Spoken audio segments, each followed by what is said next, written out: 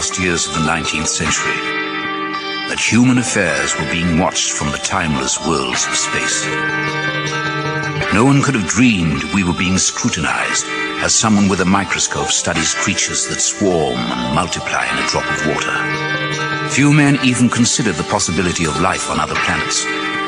And yet, across the gulf of space, minds immeasurably superior to ours regarded this Earth with envious eyes. And slowly and surely, they drew their plans against us.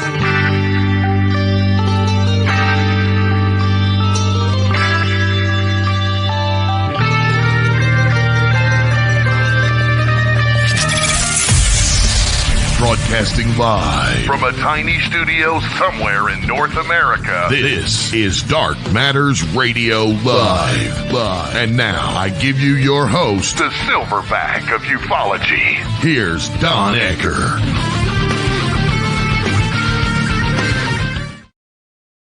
And welcome all once again, another brand new edition, Dark Matters Radio.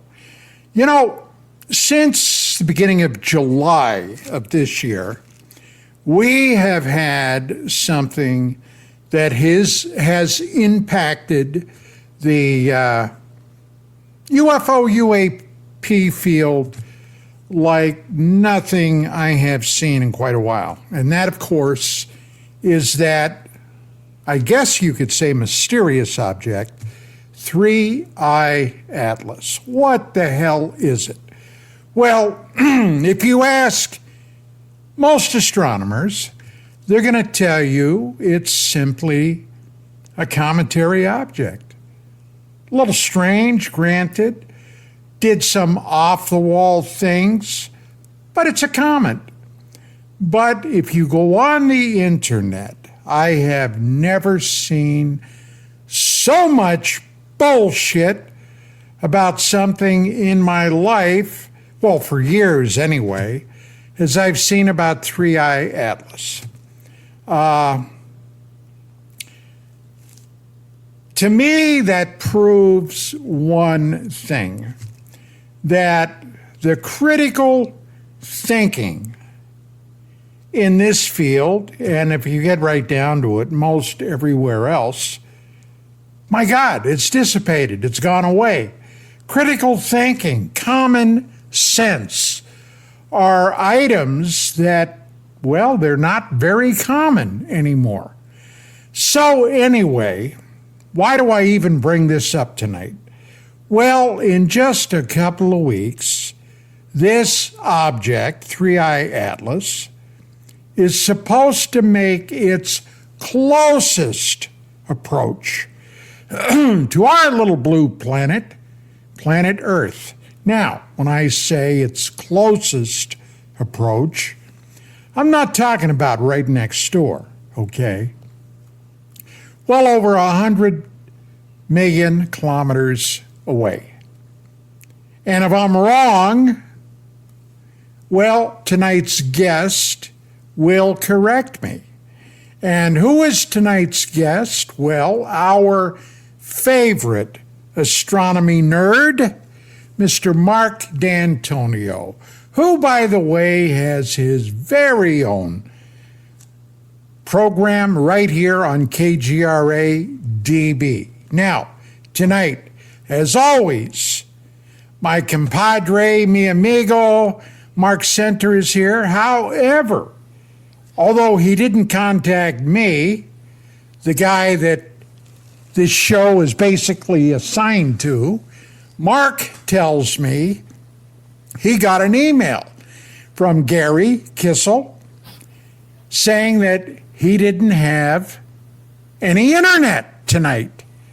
Mark, begs the question, if he doesn't have any internet, how the hell did he contact you? And there's a cross-pollination between Wi-Fi, cell phones, internet, and hookers on your main street. So. Oh, okay. Yeah. Gotcha, buddy, gotcha. Well, with that being said, let's get our guest up here, Mr. Marc Dantonio. I'm in the wrong show, man. Mark, Welcome back. I'm in the wrong show. This is like, I mean, you talking about hookers. I'm in the wrong place. Let me get out. That's right. How many times have I had you on my show? A lot of them. How many times have I been on your show? Oh, I don't have guests, so that's not fair.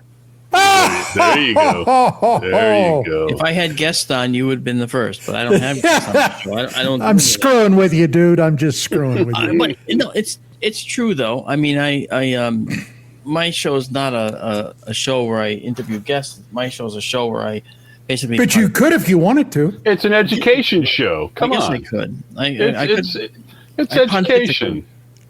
It all depends on what you want to do. Come on. Yes. It all depends on what you want to do. Yeah. Hey, Don, before we start the show, I found some archival footage of you, probably late 50s, early 60s. I'm not 100% sure. I sent it to Skywatcher. Skywatcher, would you bring up the footage that I found of Big Don Ecker? A bullshit? A bullshit? A bullshit. Bullshit. Here's to you, Don. Well, he's got it down pat, though. From right out of the chute. Right out of the chute. Don was already calling strikes and balls. Mostly balls. Yes. Well, guys, here we are as we do the show today. Oh, which reminds me. And I wanted to mention this. If you are on Facebook, okay, go to my private Facebook account, not the DMR account, but the Don Ecker account. I reposted a post I put up in 2011 about a trip that I made to Roswell, New Mexico. The write-up will explain the whole thing to you, but there I found an actual witness and participant to the Roswell crash event, whatever that was, and it is some fascinating information. This is a bit of Roswell history and trivia that very few people are aware of. The man's name was Mr. Thomas Gonzalez. Thomas was a member of T Squadron in the 509th Bomb Group, 509th being the very people that ended World War II by dropping 2 atomic weapons on the Japanese in Hiroshima and Nagasaki. They were the people at the time stationed out at the Roswell Army Air Base where this situation took place. And I think you'll find that that posting I put up to be of interest to you all. Now, like I said, it originally went up in 2011. That's a long time ago. So maybe it's time to go back. If you haven't seen it, check it out. And if you have, maybe reread it. Okay, that was said. Marc Dantonio. Sir, yes, have sir. you ever in your life seen as much hoopla and foofra as we've seen with 3-Eye Atlas? Yes. Oh, you want me to elaborate? You're just a contrary SOB, aren't you? No. Yeah, and everybody else will know this too. Is when I say it, they're going to say, "Oh yeah, of course." The moon landings, Don. Okay, but I'm not talking about moon landings. Well, I know we're talking right, about but not as it was going on. This is different. This is happening as it's unfolding in front of our eyes. That's a good point. What he said is a good point. Thank you very It's a much. very good point. Yes, you're right. During this, now the reason it happened is because of one astrophysicist named Avi Loeb, who first said that Oumuamua may have been a alien spacecraft in terms of a design like a solar sail that came through our solar system. Now, it wasn't seen until it was already on its way out.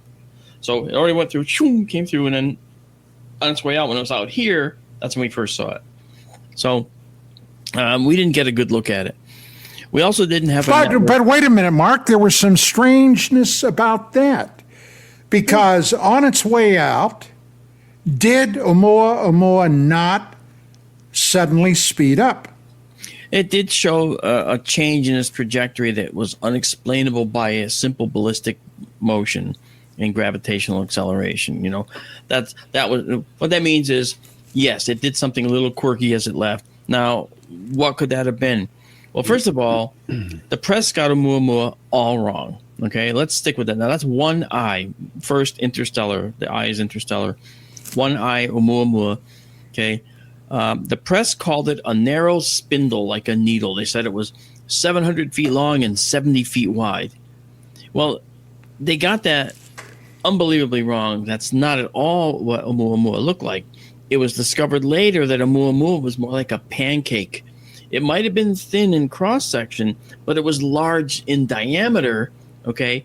And if you put it on its side, maybe it was 700 or so feet long, but turn it sideways, and it was also, hundreds of feet in diameter as well. So it was more like a pancake, kind of like what the Event Horizon craft found when it went out past Pluto and went to the Kuiper Belt and visited that first ever Kuiper Belt object with a human-made satellite.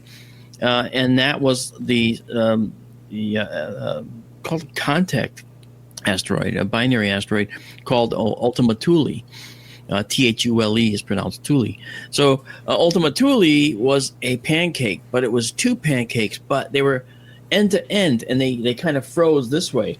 Now, when something collides in space, the ice, they're made mostly of ice, way out there. When they collide, there's an instantaneous melting at the joint where they collide. When that happens, it almost instantly refreezes, and now they're bonded forever until something else strikes them and takes them apart. So that's how that reached that configuration. So Ultima Thule stands as an example of a pancake object that was kind of like Oumuamua. So if Oumuamua was traveling through our solar system like this, and then as it left the sun, it rolled and now had a whole planar side facing the sun, that could have caused it to accelerate in a different way that was unexpected. Could have. Oh, I'm not necessarily would have. No, let's be specific. Yeah, I always said it could have. I'm not saying it did. I'm just saying, but that could explain it. Now with 2I Borisov was a comet that came and went, and that was a true comet, and that was interstellar. Gennady Borisov, an amateur, he actually found this comet and got an interstellar object named after him. So he will go down in history as an amateur who discovered an interstellar object, which is kind of cool. And now come along with 3I Atlas. Now, by this point, when we see Oumuamua, we're surprised. And people are like, hey, we should have known that was coming because we didn't see it till it was going out of the solar system. That was a planet killer if it hit us at that speed. So then they decided to start putting together a network. Well, Borisov came and went, and now we have a network of telescopes that are more cohesive and more in communication with each other, and that's called the Atlas system, and it's ATLAS. And it's like the asteroid and terrestrial alert, last alert system, something like that. And what they do is there's 3 main telescope stations right now, okay? And they're adding a 4th one, I think, in Spain. And what they do is they just scan the skies for near-Earth objects, all right, that may pose a danger. And so Atlas is proving fruitful. So 3I was found by the Atlas telescope systems. Well, from your perspective, Mark, Oumuamua, Borisov, and 3I Atlas cannot be the only interstellar objects that have entered our solar system. That's correct. Okay. That's correct. Yeah. And who knows? Maybe life on Earth was seeded by an interstellar object at some point. Who knows? But now we are much more aware. Is that correct? we have a better awareness. We don't have a way to counter it if it's heading for Earth. But we do have, and we did do, tests with the asteroids to show that we can deflect an incoming asteroid successfully. In fact, it was better than expected, and that was with the Dimorphos and Didymos collision, the dual asteroid rendezvous DART project, where they collided a impactor, a kinetic projectile, with the smaller of the two asteroids. They're binary asteroids going around each other. And the reason that it's good to hit one of those is because if the orbit changes even a little bit, we can tell. And it did, by a lot more than we thought. So the impactor struck the smaller of the two on purpose, and it changed its orbit. That had to be some tremendous engineering. My God. Can you imagine that? I'll tell you a little story. The first person to arrange a probe landing on Eros was during the near-Earth asteroid rendezvous, NEAR.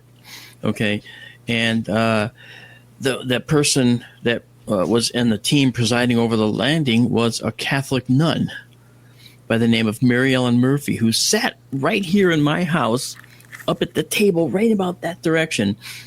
And little white-haired old lady, sweetest lady, didn't let on anything about her background. And she asked me to show her some Hubble photos. So I brought some Hubble photos up. I printed them out in color for her. And here I am describing them to her, saying, oh, yeah, this is a planetary nebula. This green is from a doubly ionized oxygen causing this bluish-green color, and the red is hydrogen gas, blah, blah, blah. I explained a little bit of the physics to her at a level that I think a white-haired older person would understand, right? And meanwhile, the other Catholic nun sitting at my table, who they're actually, that one was a family member, okay, she starts laughing at me. I go, Florence, what are you laughing at? Was her name. And she goes, she's an astrophysicist. But what? I was blown away. And she said, and then it was Florence that had to tell me, oh, yeah, she was on the near-Earth asteroid rendezvous system, and she, helped land that probe on Eros, the asteroid. I went, I'm not worthy. It was incredible, So I had what I considered royalty at my table, and she never let on that she worked at Goddard Space Flight Center. Never told me. So I thought that was just hilarious, So I always welcome such interesting things, So the near-Earth asteroid rendezvous system showed us that we can actually land on an asteroid safely. We then went on with the OSIRIS-REx probe, okay, and landed on Bennu and retrieved a piece of Bennu and brought it back. Now, Bennu is a different asteroid than Eros. Eros is sort of a rocky asteroid, covered with lots of dust. Bennu was more like a rubble pile held together by mutual gravitational attraction. So if we exploded a nuke on Bennu, it might just shatter into billions and billions of tiny particles, because that's all it is, and they're just held together by their own mutual gravity. So it's not really a surface per se. It's kind of like a mass that if you pushed it, it could just probably just go blah, blah, blah, blah, and do that for a long time. How large is it? Bennu is actually relatively small. I don't remember the exact size, but if I recall, it's only a few kilometers in size. It's not large, but it was big enough for us to land on and retrieve something from and bring those samples back. Now, that was OSIRIS-REx. Now, incidentally, Mary Ellen passed away a few years ago, and the OSIRIS-REx team said, hey, do you have anything that you might want to, put on the OSIRIS-REx probe? And I went, oh, I do indeed. So I got all kinds of pictures of Mary Ellen Murphy, and I gave them to the team, and they got back to me and said, she's on the probe. We put a microdot on it. So she's gone to space, and she's going to orbit the sun for billions of years. So I thought that was kind of cool. Well, anyway. Well, I'll tell you what. When you talk about people going to space, yeah. Now, this is in the same city, but it's on the way far side of town. You know what I'm talking about in a second. But who would have ever believed back in 1967, 68, or 69 that Captain Kirk, William Shatner, would have launched into space at 90 freaking years old? The Shat. And that's why they call him that. After the launch, he had a good time up there. Yeah, I thought that was pretty cool. What I didn't appreciate was Jeff Bezos, when he came back down to the ground, was trying to talk to William Shatner or talking about what he felt. And Shatner started telling him how he felt, and he basically turned away from him and walked away. You know, he basically almost like snubbed him or something. Are you saying he shat all over him? He did. Okay. Yeah, I didn't like that part. But, you know, yeah. And the Shat is actually someone I've actually worked on his show. I did The Unexplained with William Shatner at one point. And I asked them if I could do my imitation of William Shatner on the set, and they said, probably best if you don't. And I'm like, I won't do it. It's okay. You know? But anyway, well, I saw William Shatner at a local college here, and he was doing his Shakespeare stuff. And my dad brought me because I was a young kid. And as we went out the back door, we walked by the stage door, and Shatner comes barreling out of the door. The door flies open, hits my father in the face, and knocks my father on his butt. Okay? And William Shatner goes, oh, my God, I am so sorry. And he picks up my dad and brushes him off. And I'm going, now my dad, bloody nose. And I'm sitting there going, my dad got hit by William Shatner. This is so cool. You know, Captain Kirk, by God. Well, I did say Captain Kirk. You know, Captain Kirk hit my dad. Captain Kirk hit my dad. You know, I didn't even care that my dad got hit in the face by the door. And then Shatner sat in his purple Monte Carlo from New York. Okay, window down, arm on the side, and my dad's leaning down talking to him like they're best buddies. And Bill says to him, Leo, I hope you're okay. And my dad says, oh, I'll be fine. Don't worry, Mr. Shatner. Call me Bill. Call me Bill.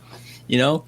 And it was like, oh, please invite us to your house. You know? And, you know, it was Captain Kirk. And I was like, wow, Captain Kirk. Yeah, so, you know, that was kind of funny. But so regarding the 1, 2, and 3 atlases, you know, would it be a proper thing to say, and this is based on the images I sent you guys from that crazy Facebook page and blah, blah, blah, that we don't know what we don't know? So because there's a lot of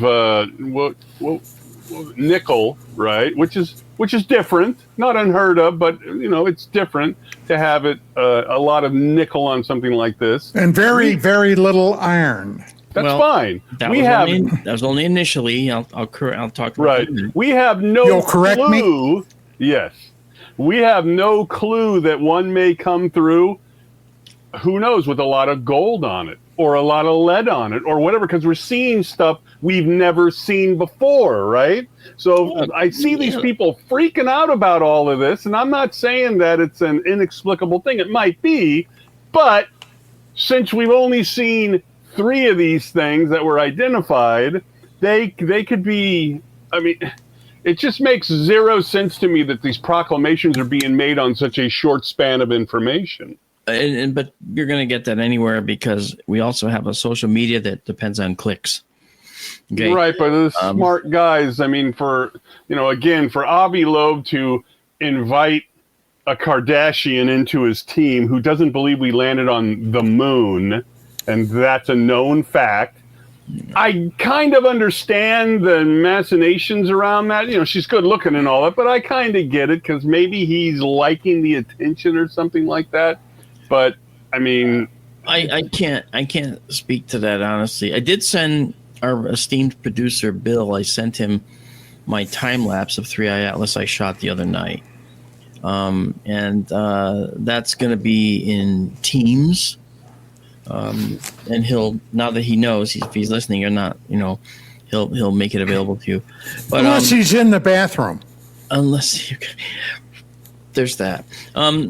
But here's the thing about the nickel you were mentioning. Okay. Yeah. Okay. When we first saw it, it didn't have just a lot of nickel. It had a real plentitude of carbon dioxide. Way more than comets normally have. Comets will have carbon dioxide. Okay.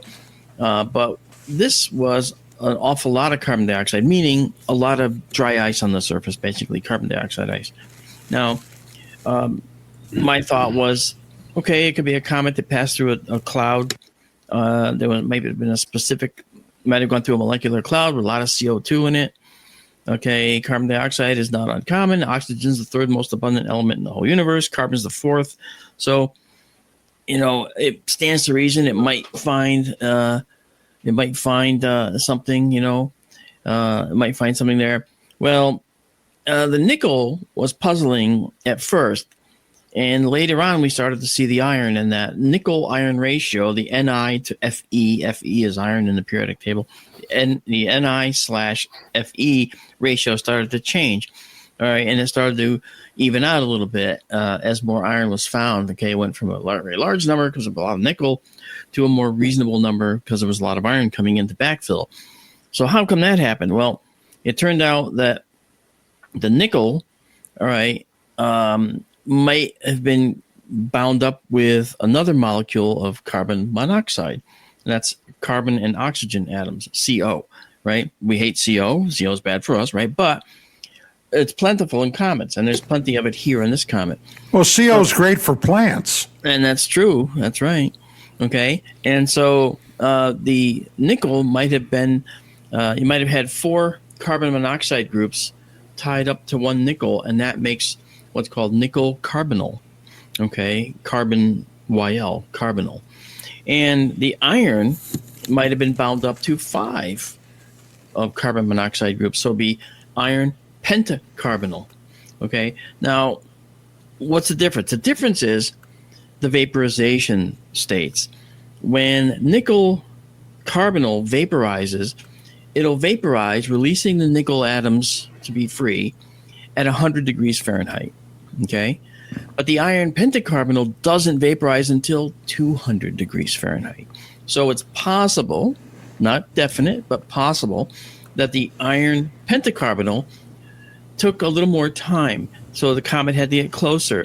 And then as it did, we theorized maybe the pentacarbonyl vaporized and the iron was then freed. And we did indeed see that the nickel was joined by much more iron later as it got warmer. And so that's one of the theories and the possibilities, because we do know that there are carbonyl-like molecules on comets as well. Not these exact kind, though. So that's a mystery. Okay? But again, it is interstellar. It is interstellar. So what are the...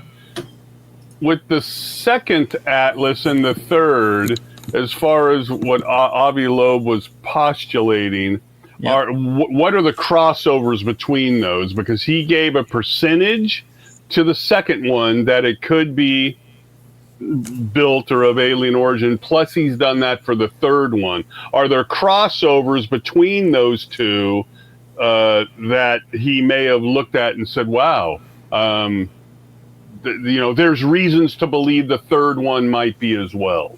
Well, the second one did different things than the third one. And the third one was much more interesting for the following reasons. Reasons, plural. First, it came in parallel to our circular plane of our solar system. Okay? So our solar system is actually on an angle to the galactic plane. The galactic plane's like this, and our solar system's at a 62-degree angle to the galactic plane. Okay, so it's going around the galaxy like this. Okay? Now, the thing is, from the side, you can see how the comet could cross the plane of our solar system if it came from the galactic plane, which is where it came from, by going this way. And that's exactly what it did. All right? Now, that was very strange. The chances of that are lower, okay? But the chances also of it passing 3 of our major planets in our solar system were even more low. The fact that it passed Mars, the fact that it passed Venus, and the fact that it's going to pass Jupiter in March. Now, still millions of miles away from each planet, but still passing those 3, the chances are like 0.005%, So that made it stand out as a potential intelligent craft. I get it. Actually, I commend Avi. You guys know that I've worked with him on a few things, and I commend him for the open-mindedness. Now, the other night, he released a video, and I'm not sure it was actual or AI, to be honest, because in it he said, Oumuamua has vanished. 3i Atlas has gone. It's not there. It has disappeared entirely from the sky. Like, whoa, really? Well, the following morning, I opened up our Benson Observatory with SkyTour live stream, and I imaged 3i Atlas once again. And there it was, as before, and I did a time lapse of it. Now, the producer has the time lapse, and he'll make it available to you. This is from earlier in the week, but it's the same. It did the same exact thing, and the new time lapse looks just like this one, just different stars in the background. All right, so it's still there. So I'm not sure what that was, and I'm wondering if maybe it was AI meant to sabotage Avi. Because what's funny is you find that people try to talk bad about academia because they're so stiff and regimented and don't have open minds. And now we have someone who is not stiff and not regimented and has an open mind, and they're trying to destroy him too, possibly. You can't have your cake and eat it too. Pick a side and stay there. Don't be jerks. I don't believe that it's but that's the time we live in, Mark. No kidding. I mean, I don't believe. In fact, in the very beginning, I noticed it was doing commentary things, and the more we saw about it, the more I realized it was commentary. Okay. And over like a comet means a comet, quacks like a duck. So it was giving off cyanogen. That was the green color, and in fact, in our time lapse, you'll see it's green. All right, and that's cyanogen. That's carbon compounds. Can Skywatcher put that up? He says he got. There it is. Okay, so now here's the time lapse. Okay, that's December 1st. That was again, please. Yeah, it's short. You should loop it. Okay. Yeah, a week ago. Yeah, but it looks the same from just 2 nights ago, two mornings ago. Okay, same exact thing. Doing the same exact thing. So what approximately is the speed, Mark, of that thing? Well, when it was, it's been a little faster going around the sun because the sun was tugging on it more. But as it leaves, it's probably going to leave with about the same speed it came in at, which is about 134,000 miles an hour. So not very fast. No, that's relative. Yeah, I know. And when it passes the Earth on December 19th, it's going to be a whole 720 times the distance of the moon from us. So absolutely no danger. 1.8 astronomical units. That's almost the distance to Mars from us. So honestly, this thing is, if it was an intelligent craft, they would have known that this planet is the one that's giving off intelligent signals. I know that's arguable. Dun, dun, dun. Okay, but they would know that this was the planet where that was happening. They would see the oxygen in our atmosphere. They know it's being replenished by something. And that something would generally be... Well, for the sake of argument, let's say not living organisms, but artificial intelligence running it. Now that would put a little bit of a different spin on it, wouldn't it? Well, maybe. But in that case, they might just say, well, if we hit the damn thing, we'll hit it, And they might say, oh, well, if we collide, we collide. They might not have that morality. Again, that's one of the big problems we have with people trying to decide how alien races would actually work, right? They assign our morality to them like they're going to think the same way that we do. Okay? That's not necessarily true. Do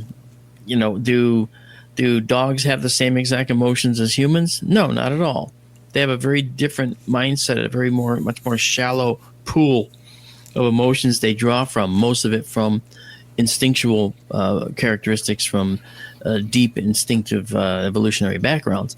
But humans are far more varied and far more flexible and do something very different from the animal kingdom. We can change our behaviors over time and see differences in our past behaviors and say, wow, I can't believe I did that. What a bad person I was to do that. But now I'm a better person. Animals don't do that. They don't reason about their past. They look only at the moment, as far as we can tell. So one of the issues that Avi's got, and I'm sure he knows this, but he may not concern himself with it because he's got better things to do, is that he's coming out and saying these things in a time that we haven't seen possibly ever associated with this subject, and that's Congress, Grouch. All of this stuff is exploding. And then he comes out and he says this wouldn't have had this type of public response even in the 90s. It would have gotten some articles and stuff, but it wouldn't have had this kind of response because we're polluted with this stuff now. So here comes a super smart guy to say this and put a percentage on his prediction, and then people just glom onto it and say, yes, yes, yes, from both sides of the camp, right? That's right. You know the guy, and he may be one of those guys who's just so busy and stuff, he doesn't care about any of that. It's all social noise, right? So he just says what he says based on his beliefs and his education. Yeah, that's true. I mean, I think that his approach is one where he's done the hard research. I saw him explode at some journalists and really sound off because they were trying to imply that the internet was saying this, and what you're saying, isn't exactly the right thing.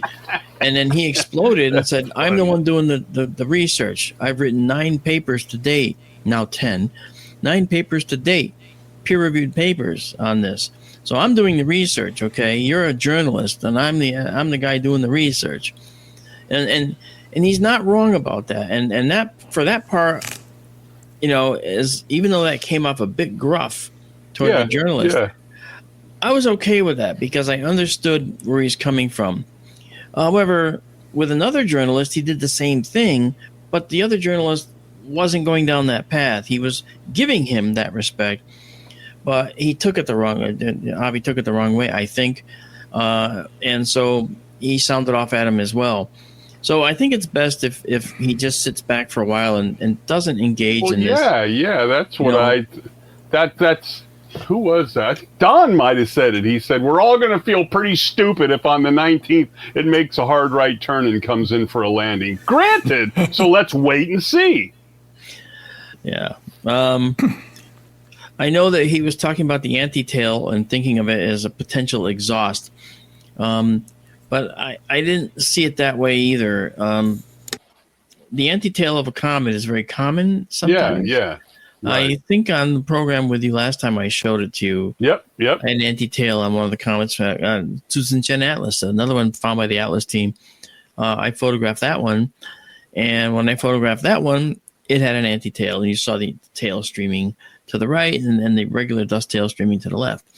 So, again, that's a perspective thing of the tail swinging around as the comet turns in its orbit like this, okay?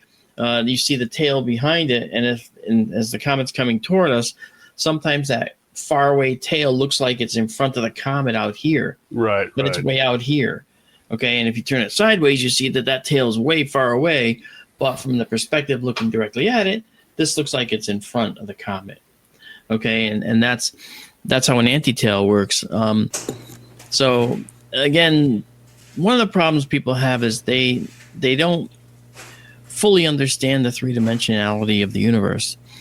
And it's hard to do spatial relationships when you're looking at a two-dimensional sky. I think the best example you gave us was when the Voyager or whatever went through the rings, and it didn't even get close to hitting any of that. Now, me, as a high school guy, and I'd see the photos and all that, I would think there's no way you're going to fly through that. You're just going to get pummeled. That's the Cassini orbiter, right? Right. It's just not the case. There's so much room. I think they flew through it twice. Right. And they were getting some data on the ring structure. Incidentally, with Saturn, just a little sidebar. Let me move over for that. Yeah. Okay. Here on the side, one little thing that's interesting is Saturn's rings are evaporating. They're not going to be there forever, just for the record. It's actually falling into the center of the planet, and little by little, those rings are going to get thinner and thinner and fainter until there's none left. But that's maybe a few million years from now. But well, supposedly Earth also at one point had rings. We did, probably when the moon was first created. That's right. Right. Yeah, and then over time the moon congealed, and all the impacts on the moon led to a lot of the impacts on the Earth. We had a late bombardment era, billions of years ago, where more stuff hit the moon, more stuff hit the Earth, and made both the moon and the Earth molten again. So it's pretty interesting how that all works out. Hey Don, is that my Christmas present that's being wrapped in the back there? I heard that. No. Yeah. Is that aluminum foil being prepared for dinner? Oh, my wife, she loves to come out here when we're doing the show and get her dinner ready. So, yes, it's just something that, there it is. And deal with the perspective thing, I brought this up last time, and I think about this like I get up like dawn. I get up fairly early in the morning. I go out. I do security checks, in the morning and at night. And I always look up and I check it out. And when I think about nearly 10,000 Starlink satellites, just Starlink, okay? I don't know how many more are up there, but, there's, 100,000 or whatever.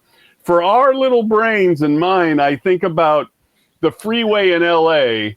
The day before Thanksgiving. Freaking packed with thousands of cars. And in my head, I say, let's bring those up now and put those in the sky of what I can see, right? It would be polluted with VW bugs, right?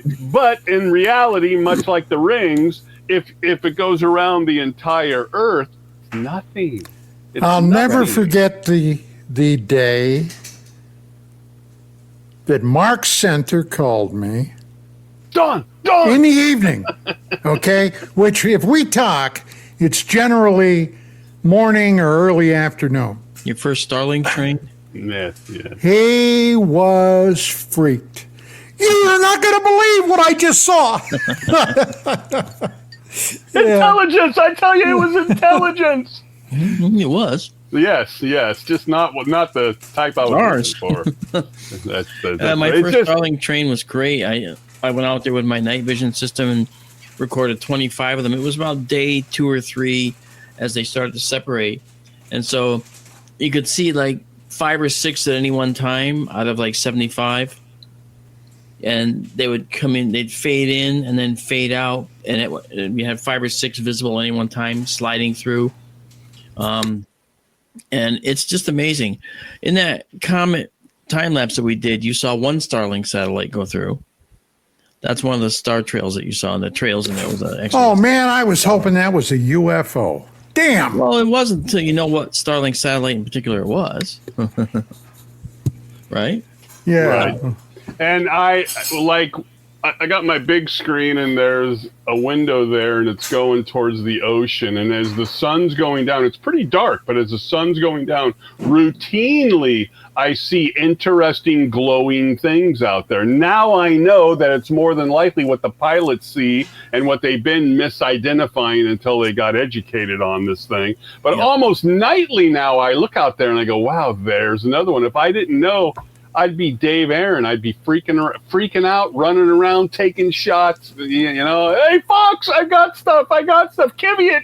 I need to be on your next show. Now you know how my life goes because I get a lot of those people. I'm sure you do. Do send those things. Well, let me explain. That's a good point. Pilots. Okay, you're at 37,000 feet flying along, and you're flying. Now your point of view as you get higher in the sky, you see further around the curve of the Earth. Okay. And so you're. No, wait a minute. Mark told me the Earth's flat. That's right. Okay. Well, then I'm on the wrong show.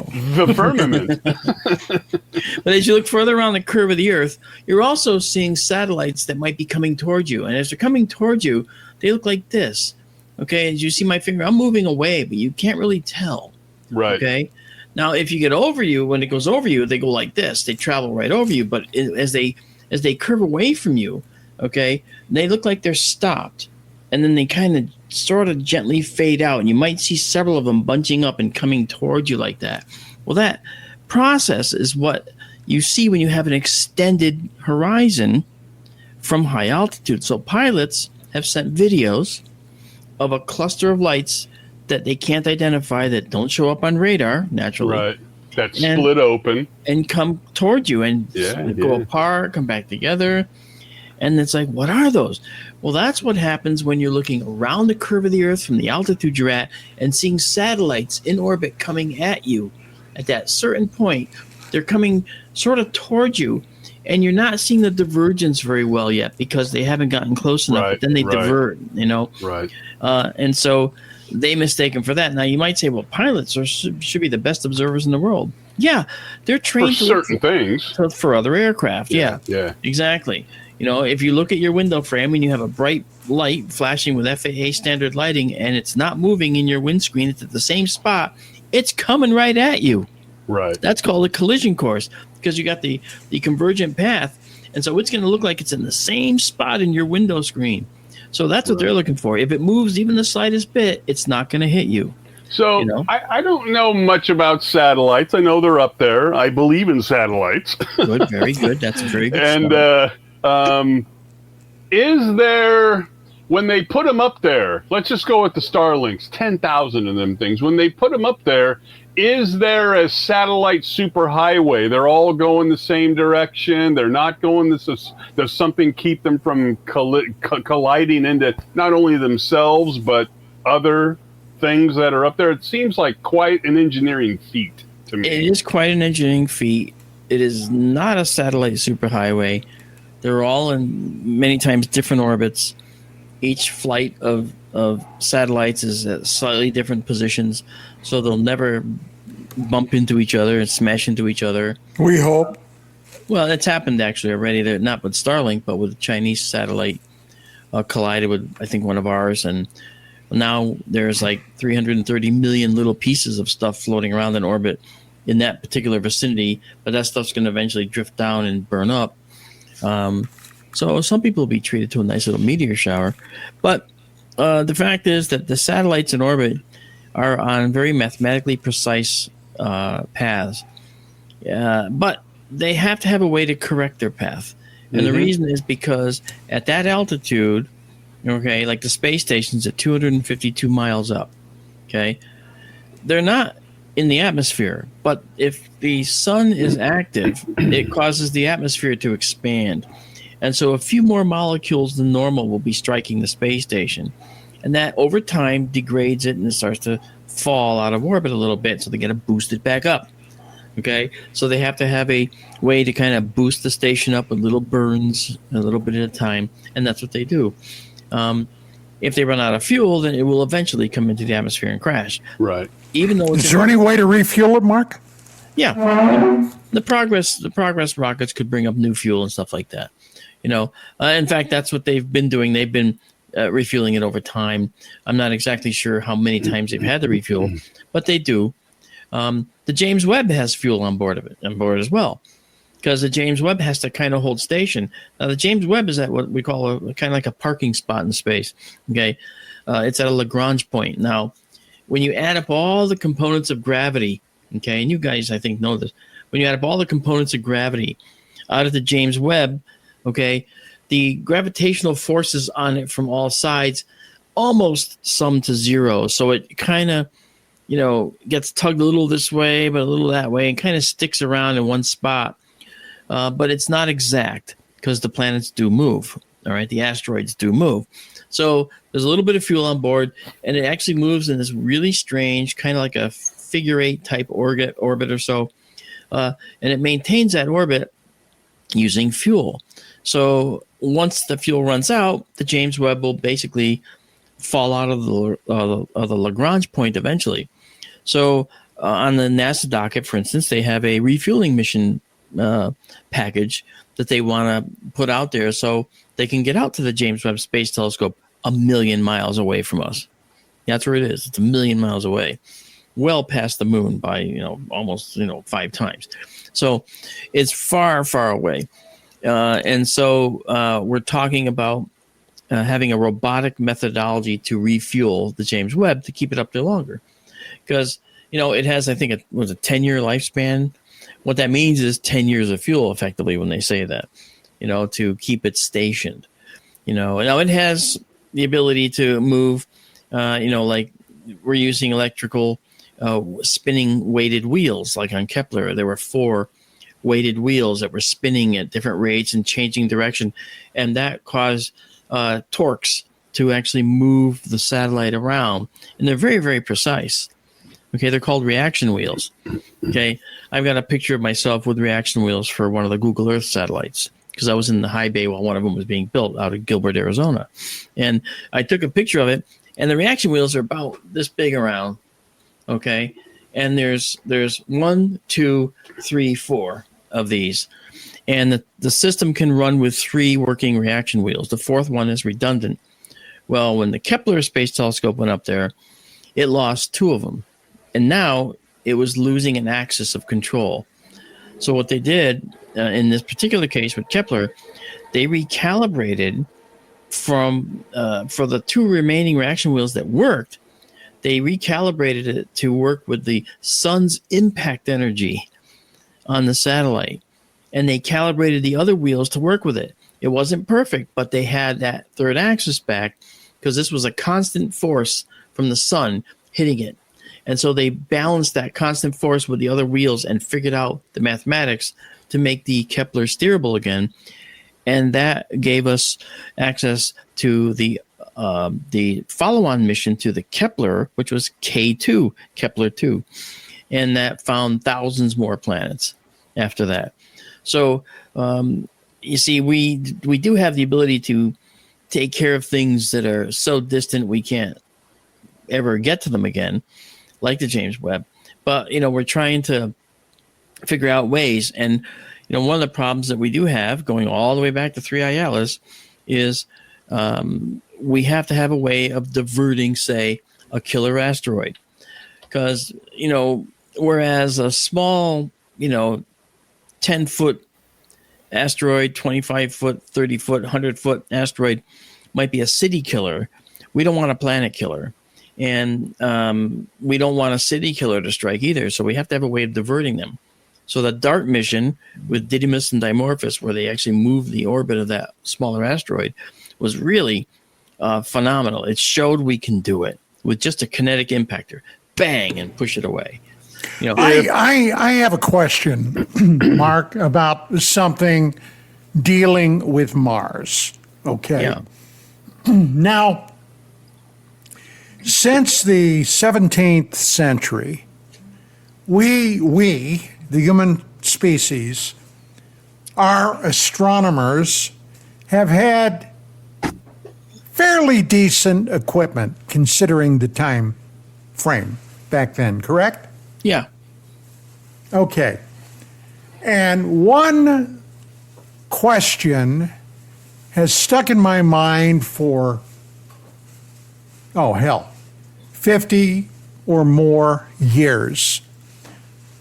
Mars has 2 moons in retrograde orbits. That in itself is pretty weird. But even though astronomers in the 18th, especially in the 19th century, should have been able to observe Mars' 2 moons, they were never discovered until 1877.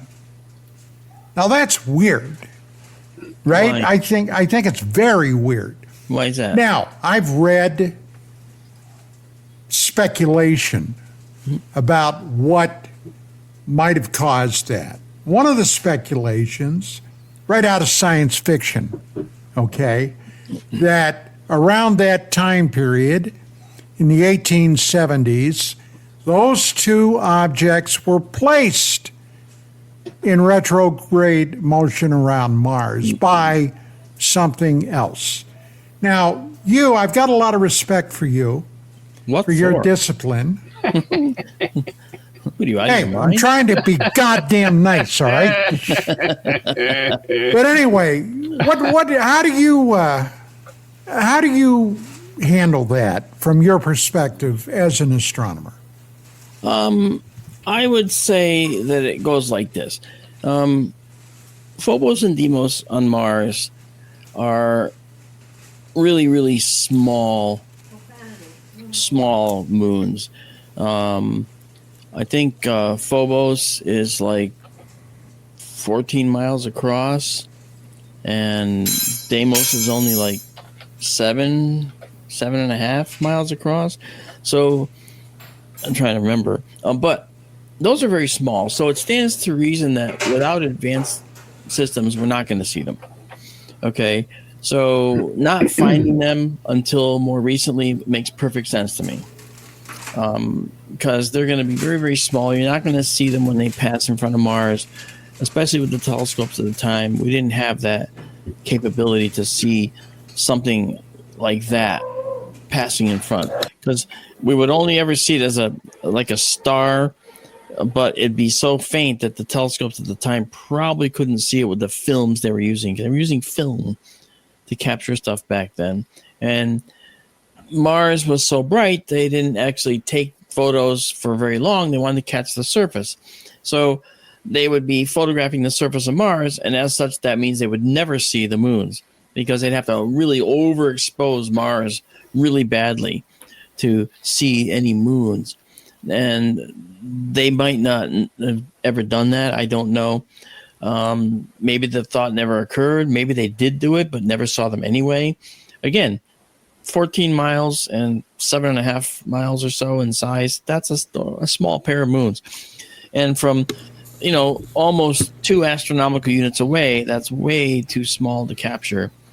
And that's again, something that modern telescopes, even amateur telescopes today, can do, in a sense. So it's not. And we are back, and I see Mr. Gerry Kissel is still in misery because Missouri's got no internet. Mark, Mark Center, have you checked on that? I've been talking to him, and he said that the worst part about living in the country is when this kind of stuff goes down. So they just have to wait and see. I was wondering if Skywatcher can play that little video again that Mark put together, and in the middle of it, pause it where it turns green. Just pause it. If you can do that in whatever player you're using. Right there. I guess he can't. So it turning green, and you've already explained it. You could do it again if you want, but it turning green is a very, very expected cometary response. Yes? Well, that green color on the whole frame was due to just a color mismatch on that particular photo. I just sent 2 more, which show the other night on the 5th, I think, in the morning of the 5th. You see it at one spot, and it's actually sharing the sky with an asteroid right next to it, which I submitted these 2 photos to you so you can see. You see where it started when I started photographing it and where it ended when I finished. You can see the distance it traveled was just immense. Just like a large distance over a course of like 40 minutes, in the sky.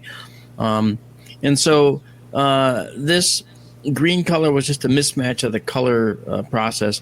Part of the problem was that there was a moon out at the time, and so I probably just neglected to color correct that particular frame. That's fine. So they do change color, though, right? Or wrong? Well, the sky background, like that. Okay, that picture I think is, that one is the one I think I just sent. It is. Okay, that is the final location for the night that I took it, and then the next one is where it started. So you see that bright star next to it right there? Yep. Just to its right? Yep. Okay. Now, to its left, okay, you see kind of, I'd say it's probably at the 8 o'clock, 8:40 position, 8:35, 8:45 position.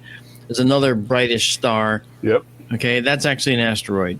Okay, that's an asteroid that's there in the same frame. And in the next photo, this is the first one, and then that one there, you can see now. Oh yeah, it's much closer. Yeah, it's moved obviously. Mark, let me ask you this real quick. This is just a quick and dirty math equation in my head, but roughly every 10 hours or so, this thing travels 1 million miles. Would that be correct? Well, if it's going 135,000 miles an hour, you multiply that by 10, right? Right. And so you're looking at, 1.3, right? Well, then 1 million miles. Yeah, a million plus. Okay. All right. That's whipping along pretty nicely, I would say. Yeah, but the thing is, it's also heading sort of in a direction that's going to take us closest to us.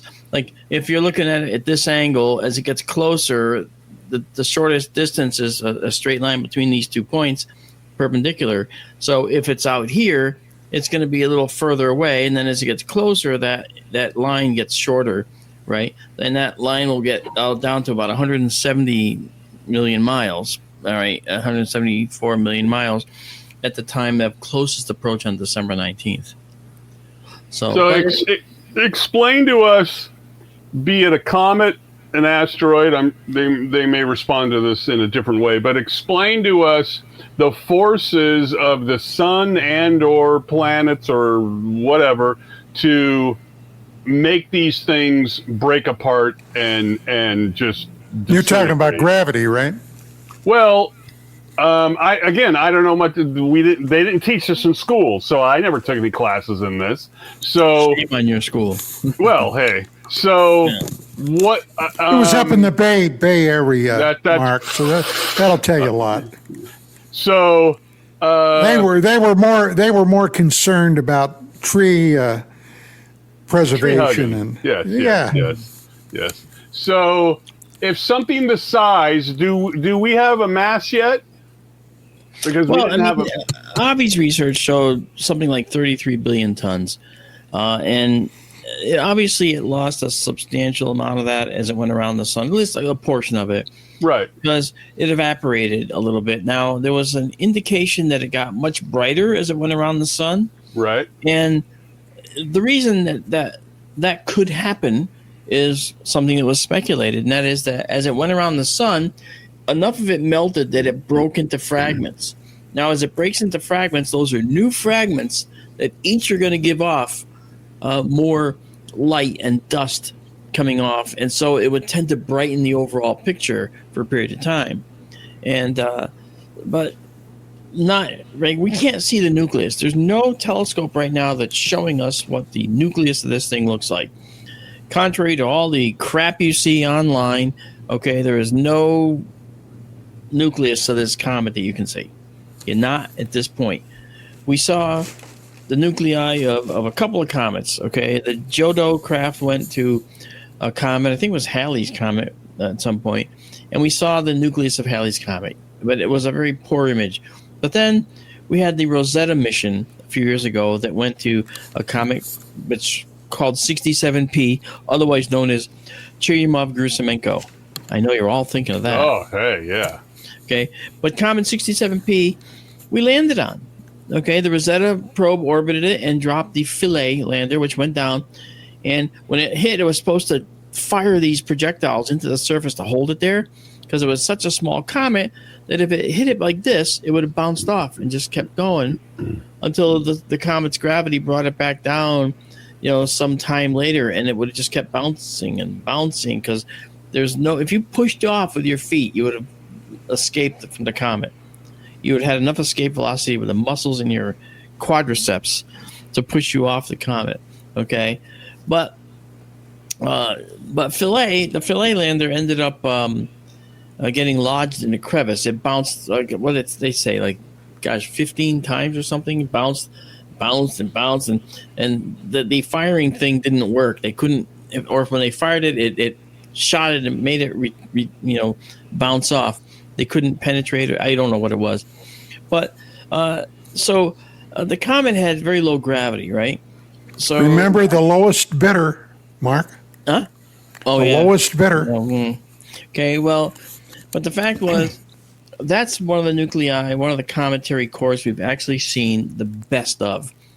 In fact, I use it in a lot of my talks because it's just a beautiful vista. And in that, one of the things you can see is that there's streaks coming off of it. Now, those aren't cosmic rays. They aren't things that are not supposed to be there. Those are jets of material shooting off the comet. Okay, and these jets are something very common with comets. Okay, trapped material inside the comet's icy surface. When it gets liberated, it shoots a little dust out, and the gas trapped inside goes and shoots out. And when it does that, it causes the comet to shift in its orbit a little bit. That's a term. The term for that is called non-gravitational acceleration, which you've probably heard with 3i Atlas. They said, oh, it's not showing non-gravitational acceleration. That's because the jets it was sending out weren't powerful enough to move it a substantial amount because the comet was more massive than we're used to. So that's where the estimate of 33 billion tons came from. There's no way to really measure that. That's a hell of a lot of weight. It is 33 billion tons of material, if it's accurate. However, after it went around the sun, we did see a lot more non-gravitational acceleration, a lot more jets driving it around and moving it. Okay, so comets don't just go, they go like this. They move in their orbit because they're propelling themselves around with their little jets of motion that are created by their own outbursts that they produce. And those outbursts are the things that we're used to seeing with comets. And with this one, we didn't really see those initially. Now, part of the reason for that could have been that this comet sealed for billions of years with carbon dioxide ice, took some time for that carbon dioxide to sublimate off. And when it did, maybe that's why we saw a tremendous amount of carbon dioxide around this object. And then, as it got closer to the sun, it started to melt enough that trapped gas within all of that could shoot out and create these little jets. Okay, and those jets are the things that we look for in comets, and we expect to see in comets. Because in our solar system, every comet we have that we've seen has this little additional little propulsive energy. It's like comet farts, right? I mean, they just like shoot off this dust and gas in all these directions based on the trapped material inside their crust. And as it melts away, opens up a little hole, that stuff shoots out because it's basically getting released into a zero pressure area, right? Which is the area around the comet. And that's why comets have this glowing blob around their head, around the nucleus. That's why it doesn't look like the moon. Okay, there's a tiny rock in there or ice ball, and it's got this sometimes millions of miles in size cloud around it called a coma.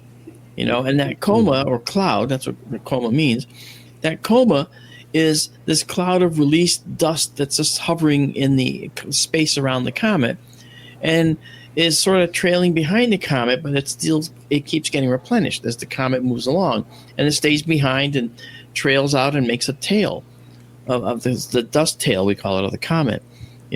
So comets are very complex creatures, but they have a lot of carbon-based compounds. They have carbon dioxide, carbon monoxide. They have cyanogen, which is a carbon and a nitrogen molecule atom together, and in a pair, CN and CN. That's a cyanogen molecule. Yes, that's cyanide. And so we have that going on. We have water. We have carbon dioxide ice. We have ammonia ices. We have all kinds of chemistry on there, and possibly some.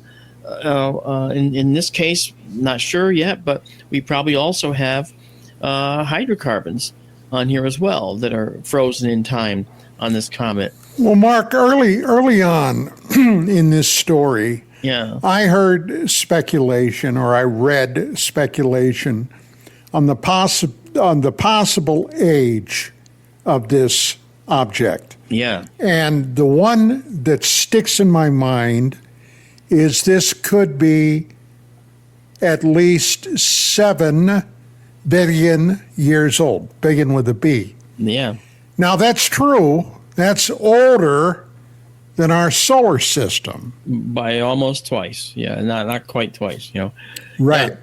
Yeah. So do you give credence to that? Oh, sure. I mean, there's no reason why it can't be. It's an interstellar object that could have been traveling between the stars for billions of years, and so if it's 7 billion years old, wish we could grab it and check it out, because the chemistry on this guy is probably going to show us what the early solar system was like.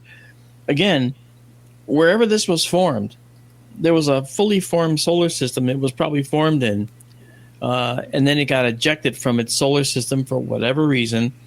We've probably ejected thousands and thousands of comets over time, and it has to do with a passing star causes a comet to go into the middle of its star and shoot out and get released from its star. It attains the escape velocity somehow and gets dragged out of its star system and makes this long journey to some other star system. When you've got nothing else around you out there, the slightest bit of gravity is going to tug on you. And so that slight tug could have taken you here. And I think that's kind of what happened with this. So put your thinking cap on here. Let's say that we know how the building up generally of a comet is made and how it gets all the stuff around it, and then when it gets close to a sun or whatever, it starts to heat up and it starts to fragment and has its... Excellent. Yep, you're right. Then, knowing what you know, can you sort of overlay those sorts of known aspects onto a artificially built thing? Because if we're to believe 40%, then a similar thing is happening to a possibly artificially built thing, and this cometary type of stuff has glommed onto it. And as it goes around the sun, it's kind of acting the same way as it's jettisoning this stuff off, but it's not a little ice ball or whatever. It's an artificial made out of whatever, dilithium crystals or whatever. Does that play to you at all, that it's acting as one, but it could actually be something overlaid onto something artificially made? Well, you know what? I mean, it would be arrogant to say absolutely not. Well, I'm not asking for that. I'm just saying, your best kind of, seems a little far-fetched, or I don't know. Well, here's a thought. E.T. is out there. They saw this object, and they said, boy, that'd be a great platform to put some of our nanoprobes on and let our nanoprobes do their thing. And before you know it, voila! Well, you wouldn't put nanoprobes on the outside. It would have to go on the inside, because they just get... Hey, they're nanoprobes. They can do whatever they want. I'll just let you two argue about this. No, hey, I love a good probing. I'm the first guy to say it. All right, you know what? Okay, now I'm going to leave. I mean, I'm from the Bay Area, so... Oh, my God, that's just so wrong on every count. All right, so as far as what you asked, okay. Yeah. Is it possible this is an alien craft that has just accumulated a bunch of stuff after it's gone long defunct? I can't say no. Right. Okay, I can't say no to that. For that matter, maybe Borisov was, maybe Oumuamua was, for all we know. But that's only because they were interstellar. Because we don't expect to see that kind of activity from within our solar system, within the group of cometary debris or asteroid debris. An indigenous cometary debris. I guess you would call it indigenous, yeah. as opposed to native. But that said, I think that in this particular case, I call a duck a duck. I mean, it looks like a comet, something that we see naturally here. Now, when one of the arguments was, well, it's shedding nickel, and we might coat the outside of a spacecraft with nickel. You got to wonder, is that true? Would we? Nickel's heavy. Yeah. We would coat it with a much lighter material.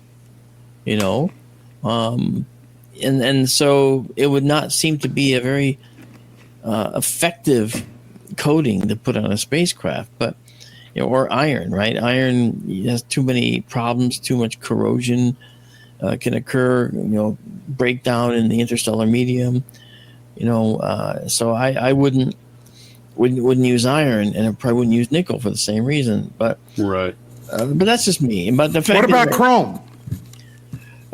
Chrome, I don't use Chrome. I use Firefox. Anyway, sorry, I had to do that. That's the same thing I do. Yeah, I know. I'm such a jerk. I apologize. But no, Chrome would be, of course, highly reflective. But what's the point? Yeah. I mean, it's not very. Well, I can give you a rundown on why they used chrome in the M16 rifle if you're interested. But hey, well, that's for shooting in the air. It's shooting in air, not in a vacuum. Right. So. And chrome does not stand up well against the elements. It just doesn't. It tarnishes, and you get all kinds of debris on the chrome, and microscopic abrasions and stuff occur in the surface. Not if you perform your daily maintenance. But okay. That's something else. A 33 billion ton spacecraft will require a lot of maintenance. But let's look at this though from a different perspective.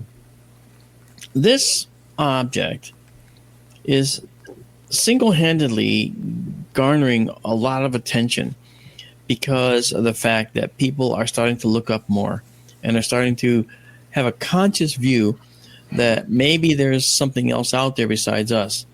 And when you look at David Grush and you look at some of the other people that are whistleblowers, okay, I've been told I might be testifying in Congress. No date set, but I've been told I might be. So that said, there's a lot going on in the universe that merits some attention, and a lot of people are taking note of it, and that's actually really good for science. Yeah, it's the new shiny thing, though, because in the 90s, we had this exact same thing happen at a lower rate with the flap over Mexico, right? And all of those interesting things that we're seeing, and everybody started looking up, and they were taking their camcorders and shooting the videos and all that.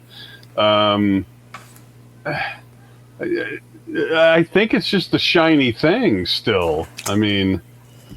It could be, but, it's the new shiny thing. Yeah. It's something that some of our brighter minds on the planet have attached themselves to and said this could be something important. And that's something that didn't happen with the flap over Mexico. No, that's true, especially now that they look at this and go, I think there may be some security money involved here. Yeah, I mean, we're never going to be able to divorce ourselves from the people that are going to try and make a profit from almost anything. Remember, never let a good crisis go to waste, right? Right. So you're going to always have that. But it's not only the current day when that happened, because in two passages of Halley's Comet ago, right, in the 1800s, there was an astronomer named Flammarion. And when Comet Halley was coming through, they were able to look at Comet Halley and see that it was green. And Flammarion correctly deduced that was due to cyanogen, a derivative of cyanide. And he said it's possible that if Earth flew through the tail of the comet, that cyanogen could possibly pose health risks. And just like today, we have Avi Loeb saying it's possible that this thing could be an extraterrestrial intelligent craft. And then the internet gets legs and starts taking that, and now suddenly it's the doomsday weapon from Star Trek, or it's something else, and it's a spacecraft, and it's making a turn toward Earth. Oh, no. Yeah, in Flammarion's day, they didn't have the internet. What they had was newspapers and people giving talks. And even though Flammarion didn't intend to inflame people, he ended up inflaming people. Sure. But then you had the ones that always wanted to make a buck, and they started selling comet pills. Take one of these comet pills, and the comet cyanide will not kill you or your family. Buy enough for the whole family and all your friends. So they sold comet pills, which were basically sugar pills. So again, never let a good crisis go to waste. Well, you know, Mark, on Thursday, this past Thursday, on UAP Crossfire, heard right here on KGRA. Indeed. UAP Crossfire begins at 5 p.m. Pacific, 8 Eastern Time on Thursday. But we had a fascinating show with a guest that basically said that there is a tremendous PSYOPs campaign going on with this 3-Eye Atlas situation.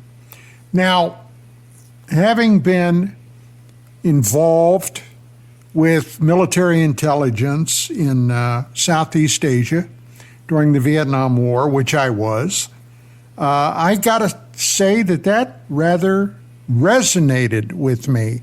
This would be another case of don't let anything good go by and not take advantage of it. Yep, absolutely. Now, what do you think about the possibility that there's a lot of PSYOPs being done with this 3-Eye Atlas thing? Well, one thing I do know is being done, factually, is something that will be mistaken as a PSYOP, but is not. Okay, I know this. Because this is the third interstellar object, the governmental communities and the agencies have realized that this could be a real threat to our planet. So they're going to use 3-Eye Atlas as what's called a live fire test of a communication system between all these different entities around the planet to be able to see if they can make a clearinghouse of information to very quickly have a decision tree in place to do what they have to do with an interloper that could pose a threat. Like an earthquake early warning system or whatever. Effectively, but for asteroids that could kill the planet. Right. Yeah, exactly. And so the Atlas program is primary in there because it's going to end up with more telescopes around the world. And so this early warning system would be very important. And okay, let's cut to the chase on that. Okay, I understand entirely what you're saying. Okay. But for the sake of this discussion, let us say, for whatever reason, this thing suddenly proved that it could be a threat to Earth. Realistically, come on, guys, there's not a damn thing we could do about it. Well, of course not. That's correct. Right. We don't have anything in place. I mean, the Dual Asteroid Rendezvous project showed that we could divert an asteroid of size, and it could divert 3-Eye Atlas to some extent. Right. We don't know how much, but the key there is we need time and distance, most importantly. Right. We would have to do the diversion while it was still way the hell out in our solar system, which means we have to have the capability to find it very early. Right. And deduce its path very early. And send Bruce Willis out there early. Exactly. And with Clint Eastwood and a few other folks, and then leave Bruce on the asteroid to take care of it. Yeah. But the point being that system doesn't exist yet. It does, but Atlas is only, as I said, 3-Eye Atlas is the live fire test for an actual emergency threat to the planet. And so that will be taken and people will run with it and say, look, see, it's all a PSYOP. It's really a threat to the planet. They're just not telling us. But in fact, it's not a threat to the planet. It's actually allowing us to test a system, a readiness test. Remember when you were in school, this is a test of the emergency broadcast. Get under the desk. And it would have the little thing on the TV, right? This was only a test. If this was a real emergency, blah, blah. Yeah, 20 megaton warhead, you're going to get under your desk, and that's going to save you, right? Well, you'll just be flattened by the overpressure. But anyway, the point is that this was they're using this as a live fire test to get a communication network in place. And so far, it may very well be successful. I actually haven't heard.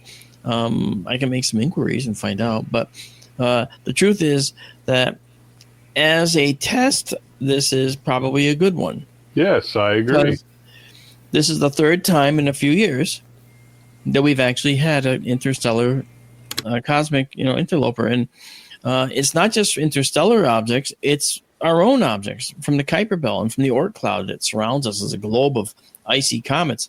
Some of those out there are pretty darn massive, and they could end up on a path to strike us at some point in the future, and that's probably inevitable. Well, hasn't it been basically surmised that over the last few 100,000 years, every roughly 20,000 years or so, something disturbs the Oort cloud and it sends a mass of debris into the inner solar system? Mark, hadn't that been surmised? That's actually, it's not that easy because the star. I'm not asking if it's easy. Isn't that what has been theorized? No, it's what people will say, but it's not true that it's on a schedule. In the same way that people say that geomagnetic reversal, the poles flip, okay?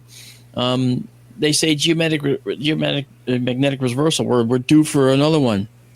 Are we? If you look at the record, the geologic record, it's not periodic at all. Well, we're 600,000 years overdue or 60,000 years overdue. No, we're not overdue. It just hasn't happened. Which is like earthquakes, right? It's like earthquakes, yeah. Just like the eruption of the supervolcanoes, right? Yellowstone. They say, well, the last eruption put 3 feet of ash in Nebraska, which it did, okay? And we're overdue. But are we? I mean, there's yes, the plume of magma is only 2 miles beneath your feet when you're at Yellowstone. Scary. But, and it's 100 miles deep. But the pressure is not something that we can say is building up and it's about to blow. Let's get our watches and we'll all watch. And that's not how it goes, and that's not what happens. In fact, in that particular case, the crust is moving across this hot spot, which has the plume of magma. Here's the crust, okay. Here's Yellowstone, okay, and the tectonic plate is moving across it like this, so the hot spot stays there, okay. And so you can see the old caldera where Yellowstone was, and then you see the new one, okay, and you can see a line of them. Just like when we look on the ocean floor, we see the hydrothermal vents. There's new ones, and then there's a chain of extinct ones. Okay, and those are following the path that the plate currently had been passed. And there's a mantle plume coming up at that point, and puts hot water from the fissures underneath the ocean floor up back into the water, and causes this little oasis of life. But we can't predict anything like tectonic plate activity. We can predict. Okay, we can't predict when the next major supervolcano will occur. We can't predict when a comet will come in, and we can't say every 20,000 years there's a catastrophic collision because something. Well, 20,000 in that ballpark. There's no way to not on the dot, but okay. We'll take that. Let's take that apart a little bit. Now, what the speculation was, and I'm sure you're aware of this, is that we may have a massive object as the solar system bounces up and down, which what ours does, right, Mark? It goes up and down? I imagine you're talking about the sun. Yeah, whatever. The sun is making little motions, yeah. Okay. That there's an object out there, perhaps, speculation, a brown dwarf, and every so often, I'm not going to put a date on it, but every so often we get close to that massive object, which, by the way, we have not yet seen, but it's theorized it may be there. And that is what disturbs the Oort cloud, which then pushes that debris into the inner solar system. Okay, I mean, if you're calling it speculation, all I can say is, okay, that's speculative. I mean, there's no... Well, you've never heard that before? Oh, I've heard that many times. But the fact is, I don't consider it factual at this point because we don't have a record of factual data. And well, our human history only goes back 6,000 years. Yeah, but we got the fossil record, and the fossil record tells us that there haven't been catastrophic impacts like that for millions of years. And the thing that is that's not true. Yeah, it is. No, 65 million years ago, we had a catastrophic. Well, we had the extinction of the dinosaurs, Yeah. but we've had a lot of other ones, not perhaps as big as that. There was an impact in Greenland. There was a new crater found there. Obviously, the Tunguska event, Tunguska, whatever that was. Yeah, the Younger Dryas event. Dryas, yep. Like Syria or Jordan, Yeah. Which wiped out a lot of stuff. Yeah, it wiped out some, but it wasn't a planet killer. All the megafauna in North America it wiped out. The what? The megafauna. Great woolly mammoths, Columbian mammoths, giant diurnal wolves, giant ground sloths, et cetera, et cetera. That's up for debate, actually. I don't think. Yeah, they don't say that the Younger Dryas event killed woolly mammoths. But something did. It did. That's right. And among the things that happened was the break of the ice dam at the Mediterranean, which actually caused a massive flood, which wiped out a lot of creatures at that time. Well, I gotta tell you this. My grandfather, my mother's dad, his oldest brother, Uncle Charles, wasn't around. Was actually a great uncle. Subscribed to National Geographic magazine from almost the beginning of the for the articles, century. Not the pictures. For the articles. I got a stack of those things. And, he died in about 1958 or 59, and his wife sold for $5 all those National Geographics to my dad. Wow. Now, as a kid, man, I plowed through treasure troves. I know. We find all the native women and stuff. Yes, I know. Well, no. I'm not talking about the native boobs. There was an article in there in Siberia from Russia. They were communists then, of course. Yeah. But they found a giant, massive, unimaginable boneyard of giant woolly mammoth carcasses and bones. Yep. As if, and the way it was described in the article, as if an angry god slammed his hand down there and propelled them through the air. They theorized that winds of roughly 1,000 miles an hour picked up all those animals and smashed them into 1,000,000 pieces. And we're talking about tens of thousands or more of these giant animals. Now, where in the hell does 1,000-mile-an-hour wind come from? Well, the only thing I could think of, and Mark, please, if you can think of something else, let me know, some type of astronomical impact. That could certainly do it, I would imagine, but you would also see evidence of high temperature artifacts on the bones. You would also, but if you didn't, the other thing that could cause it is a massive catastrophic flood. And so perhaps they were just swept along and battered by rocks and everything in a potential. Now, some of those animals, though, and I'm sure you're aware of this too, they found them literally flash frozen with buttercups still in their mouths, undigested vegetation in their stomachs, flash frozen, as if somebody opened up a door and threw them into zero temp and shut the door, and boom, you had a popsicle there. Now, that was strange. As a matter of fact, some of those animals, and this was the part that I found fascinating, the people that found those cut chunks of meat off those animals, roasted them, they were still edible. They were desperate. Well, they might have been. But see, that I heard the flash frozen thing, and that was actually more evidence of the flood rather than a cosmic high temperature impact. So it's just that obviously we were probably in a cooling period at that point anyway.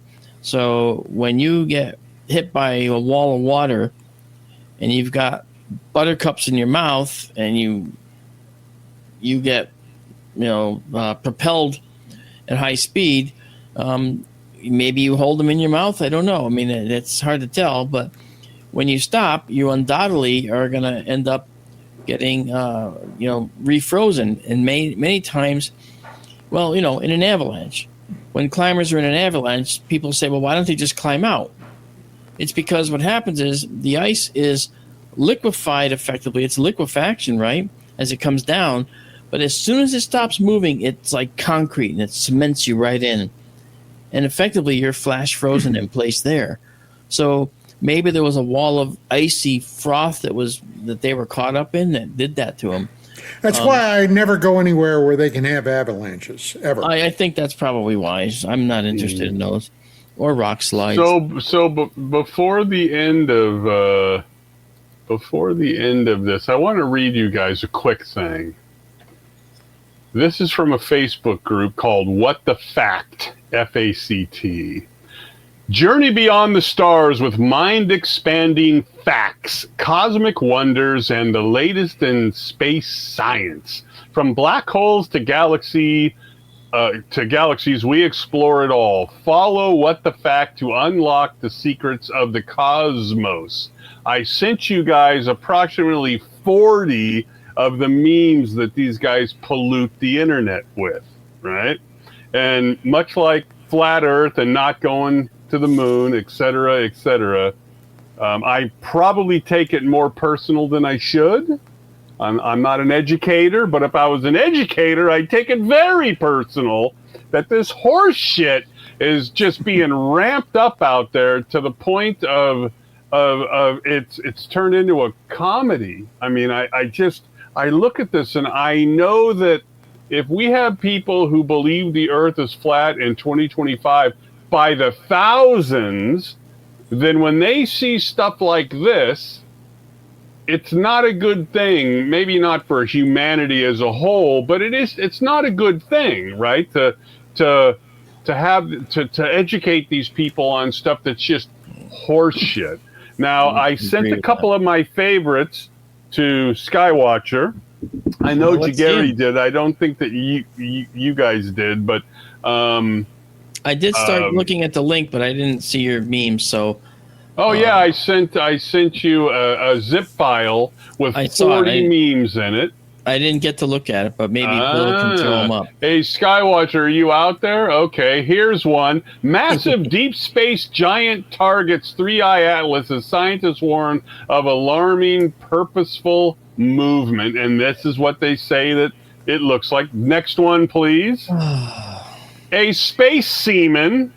Voyager 2 transmits shocking deep space discovery immediately declassified by NASA, leaving scientists and the entire world speechless. Next one, we're not going to play them all. Hubble reveals striking deep space view of interstellar comet 3-eye atlas with unusual dust motion. And the last one by Gerry. Dung beetles become first insects ever proven to navigate by watching the stars in the Milky Way. Now, look. Maybe that last one had a little bit of credence potentially. The previous one before that was the Star Trek Doomsday Weapon. Yes. Show thing. Look, I have some critical thinking. Okay, I know not to put my hand into the sink and turn on the grinder, etc. I know. I wear earplugs when I'm grinding and stuff. I wear stuff on the eyes. It saddens me that this kind of horse shit is out there for the clicks and the views. But the bigger picture is somebody like you, Marc Dantonio, are out there doing good work, and you have people following you, and you're successful. And yet there's a huge swath that you may not even care about, but there's a huge swath of people out there who are just, I'm surprised they can breathe on their own, and they're reading this stuff and they're running with it. Look, I got to say one thing, and I know this is going to sound a little bit crude, but on this show, I think it'll be okay. What do you mean by that? Bullshit? A bullshit? A bullshit. What I mean by that is, I think there's an awful lot of people out there that got their degrees on Google and think that they have real degrees, and they will sit there and tell you things that they will claim are real. And when you tell them the facts, they just negate you and say, you don't know what you're talking about. You don't have any idea how many times I've come up against this. And I basically say to them, I didn't get my degree on YouTube. I didn't get my degree on Google. You did. So just shut the F up, because you're wrong. I mean, and that's the only time when I'll actually, use that kind of thing, is when people start saying that, these kinds of things that really come from only watching someone else's YouTube video. Right. Okay. Right. Doesn't fly with me. You either have the research background or you don't. And this is where I agree with Avi when he basically says, I wrote 9 research papers on 3i Atlas. I mean, he did the work, and he deserves the credit for it. And when people go after him, I can see why he gets angry. I mean, I do, but I basically, most people who know me know that I don't have an ego to bruise. I'm not going to, be egomaniacal about any of this stuff. Right. I'm not arrogant about it, but I do know what I do know. Yeah, and, you did. Yeah. And those things I don't apologize for. Right.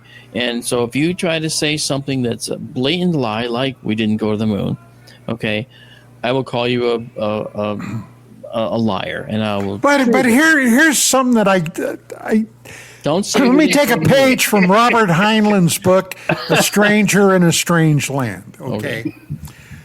I don't grok the fact that Avi Loeb would put, except for maybe harass, Kim Kardashian on his research team, and here's a chick that doesn't believe we went to the moon. Mm-hmm. Now, maybe I'm missing something. Mark Center, am I missing something? Well, I can only say that it has something to do with he's had his face in books his entire life, right? He's been deeply into study, deeply into theory, deeply into high math and all that. And he's getting some attention possibly he's never gotten before. And maybe he's just a nice guy. And she reached out to him and said, I find what you're doing fascinating. And, it may only be that. I don't understand why he would do that as well. I don't understand. The bigger picture is this. You should, in my mind, you should never put a percentage on your prediction. I'm not a big fan of that, of unknowns. You shouldn't do that. It's 30%, it's 40%, it's 80%. Generally, especially in science, and I'm a freaking moron, and I would never do something like that because I have nothing to back it up but assumptions, postulations, best guesses. And to some extent, it's kind of like the religious folk who say, well, we're going to have the ascension on September 21st or whatever, right? What you won't find are most of the well-educated religious scholars and stuff ever do that. They won't do that because it goes counter to their education and their training in the Bible and religion and like that, right? I would think that with Avi, it would go counter to his training to say, well, I'm going to give this a percentage of my prediction is going to get a percentage. I don't see any upside there. Well, can I just explain? In astronomy, we have very little that we can say very, very definitively. And so we will often express a percentage for a certain, like we always, for instance, all our measurements have error bars around them, plus or minus 5%, right? Right. Plus or minus 12%, 13.9%, 6%. Okay. Well, when you work within error bars all your life, you can't help but say that I'm going to put an error bar on my thoughts about the comet. So that's kind of where this comes from. Now, on his scale from 0 to 10, I think at one point he said it was a scale of 6%, meaning 60% rather, saying that he was a little more than half convinced that this was probably alien. Now, it would have been sufficient for him to say I'm a little bit more than half convinced, but he put a number because we're used to assigning uncertainties to all of our observations, all of them. Okay, that's just the way it is. You have to have uncertainties on everything you do. Well, before these three things came in, did he have these same sorts of views on aliens in general? Because I'm unaware that he would come out and be on the Hoagland show or something and talk about this stuff. I think that it was sort of, I don't know, but I think that in his case, from what I see, he's always had a thought that life might be, maybe he has my book. Right. I don't know. Okay. But I always thought that he was on the side of there's life out there, and I think it may actually be here in a certain way. Now, you guys know I talk about interdimensional travel, right? Well, I don't say that's exactly how it works, but I have like a sort of an uncertainty with it, right? Right. Well, but I do say that I think that's the only way that they could be here is by using interdimensional capabilities. And a little over a year ago, Avi came out and said, I think that aliens may travel interdimensionally. And I've been talking about it for 5 years. So clearly, either he has seen stuff I've done or he's come to this conclusion himself, which either way is fine. Well, I need your prediction with math attached to it. What's your percentage? 60%? 80%? On the way they travel. Oh, on the way they travel. Okay, well, I think that based on all the stories, and again, we have percentages of uncertainty for every single UFO case out there, right? But based on the fact that we make these assumptions, we say, okay, we have givens as well, given that the likelihood that they're here is, let's say, 100%. Okay. How could they get here? The only way they could get here in a timely fashion requires, in my view, an 80% certainty that they're using interdimensional travel. Right. That makes sense. Yes. Yeah. Well, that's what we're talking about here. And so, if they're possibly here, possibly not, that means 50%. Right. Right. Maybe they're here, maybe they're not. Well, that's 50%. It doesn't mean 60-40. It means 50-50. Maybe they're here, maybe they're not. That's a 50% thing without stating the number. Okay, so if it's 50-50, well, then in the case where they are here, then it's still 80% that they're probably using interdimensional travel. And if they're not here, well, then they're not using it at all. Right. Okay, so it goes from 80 to 0, so that means it's overall a 40% chance possibly that they could get here at all, considering the 50-50 nature. Right. It gets so convoluted, but the point I'm making is that in the universe, when we're talking about astronomical observations, we always observe with uncertainty. We don't have specifics, except in certain cases. The spectra of a star is the spectra of a star. When we get the Fraunhofer lines, the lines of absorption lines in the spectrum of our star showing what it's made of, okay, we know those with certainty. We can say those belong where they do. We have the locations in the spectrum where they belong. They're always in the same place, okay, because we're never moving toward the sun or away from the sun at any kind of speed that would make them shift using what's called Doppler shifting, okay, of the lines. So that's certainty. We know certainties about something. Well, guys, I hate to be the one to break in here and let you know, but bottom line is we've got under a minute. before we've got to shut down. What's Marc Dantonio got going on? What do you got going on?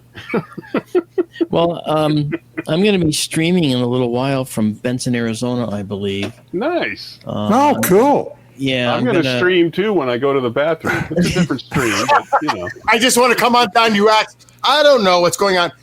Kentucky Skywatcher said he invited her as a joke. He thought that since NASA answered her questions, but not his, that maybe they would talk to him with her on the team. It was a joke. Ah, now that makes sense. There you go. That makes sense. Well, I don't like that. NASA, never a straight answer. NASA. Hey guys, that's got to be it for tonight. Look, NASA, not Marc Dantonio. Marc Dantonio, I hope you and yours have the greatest holiday ever. Coming up in just 2.5 weeks or so. Thank you very much. Good to see you guys. Thank you so much. And thank you so much for coming on tonight and elucidating us. I feel elucidated. You do? With additional 3i Atlas material. You're elucidated. Mark Center. It's hallucinated. I handbrake Nuremberg. That's in my future. Okay. And that's it, gang. Hey, UAP Crossfire, Thursday, 5 p.m. Pacific Time, 8 Eastern. Be there or be square. Great and show. God willing, the river don't rise. We'll see you next week. Good night, everybody. God bless Sam and Dean Winchester.